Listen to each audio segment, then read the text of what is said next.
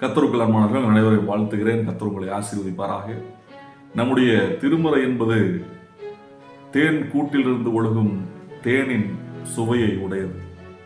அதை மிக அழகாக நாம் படிக்கும்போது, சுவைத்து படிக்கும்போது அந்த அழகு எந்த விதத்திலும் குறையாத ஒரு சுவையை கொடுக்கக்கூடியதாக இருக்கு.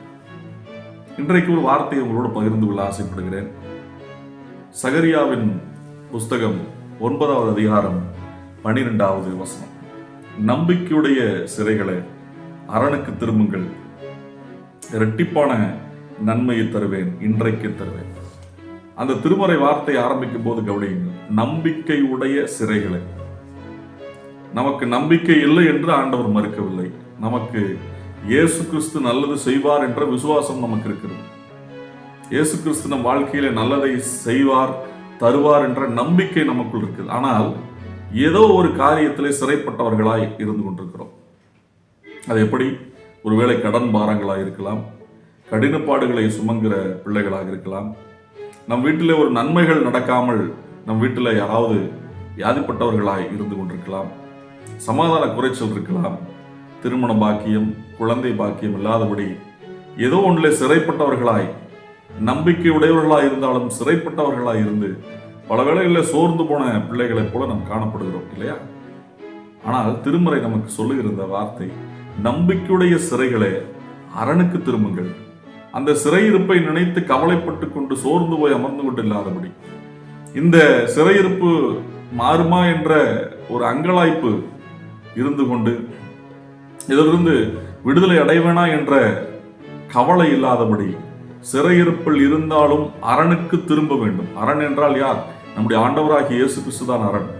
அவருக்கு நாம் முக்கியத்துவம் கொடுத்து சிறையிருப்பின் மத்தியிலும் அவரை துதித்து பாடி ஜெபிக்கும் போது ஒரு பெரிய மாற்றத்தை கர்த்தர் நம் வாழ்க்கையில கொண்டு வர இருக்கிறார். கண்டிப்பாக கொண்டு வருவார். இதை நான் நம்பித்தான் ஆக வேண்டும்.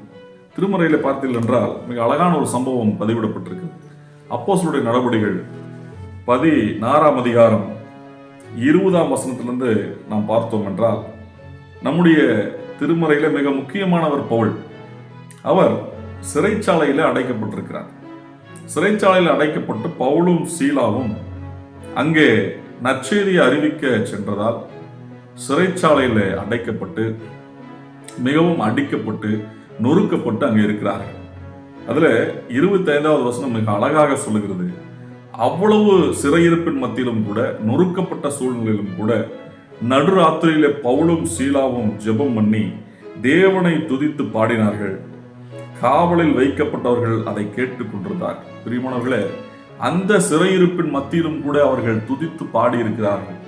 விளைவு என்ன தெரியுமா? அந்த அதிகாரத்தை நீங்கள் முழுமையாய் படித்து பாருங்கள். சிறை கதவுகள் உடைந்து போனது. சரி, பவுலையும் சீலாவையும் பேதுருவை கொண்டு வந்து வெளியே விட்டது போல கடவுள் வெளியே விட்டாரா என்று சொன்னால், அவர்களும் போகவில்லை, கடவுளும் வெளியே விடவில்லை. அவர்கள் துதித்து பாடி கொண்டிருந்தார்கள். சிறைச்சாலை தலைவன் பயந்து போய் அங்கே வந்தபோது பவுலும் சீலாவும் சொல்லுகிறார்கள், பயப்படாதே, நாங்கள் எல்லாரும் இங்குதான் இருக்கிறோம், யாரும் வெளியே செல்லவில்லை என்று சொல்லி சொன்னார். இது எப்படி நடந்தது என்று சிறைச்சாலை தலைவன் சொல்லும் போது, பவுலும் சீலாவும் துதித்து பாடினதால், அந்த சிறையிருப்பின் மத்தியிலும் கூட கடவுளை துதித்து பாடும்போது ஒரு பெரிய ஆச்சரியமான நிகழ்வு அங்கே நடந்திருக்கிறது. இதை கேட்ட சிறைச்சாலை தலைவனுடைய குடும்பம் ஆண்டவருக்குள்ளாக. அந்த வசனத்தை பாருங்கள்.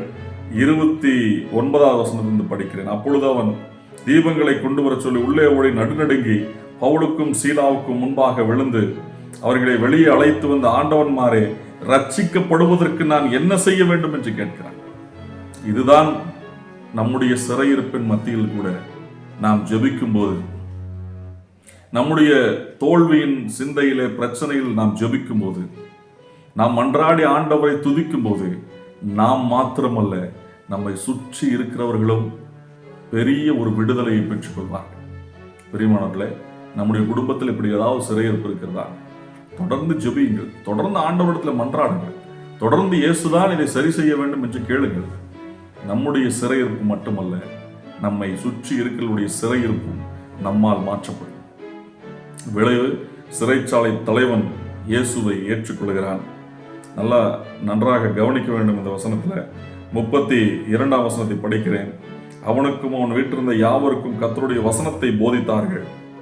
மேலும் ராத்திரியிலே அந்நேரத்தில் தானே அவன் அவர்களை அழைத்து கொண்டு போய் காயங்களை கழுவினான். அவனும் அவனுடையவர் தன் அனைவரும் உடனே ஞான ஸ்நானம் பெற்றார். பிரியமானவர்களே, எவ்வளவு பெரிய அருமையான வசனம் இது. அந்த சிறையிருப்பு மத்தியில் அவன் ஜபிக்கும் போது ஒரு பெரிய எழுப்புதலை அங்கே உண்டானது. இன்றைக்கு நம்முடைய குடும்பத்தில் அநேக சிறையிருப்புகள் உண்டு, அநேக கடினப்பாடுகள் உண்டு. இதிலிருந்து வெளியே வர முடியுமா என்ற போராட்டம் உண்டு.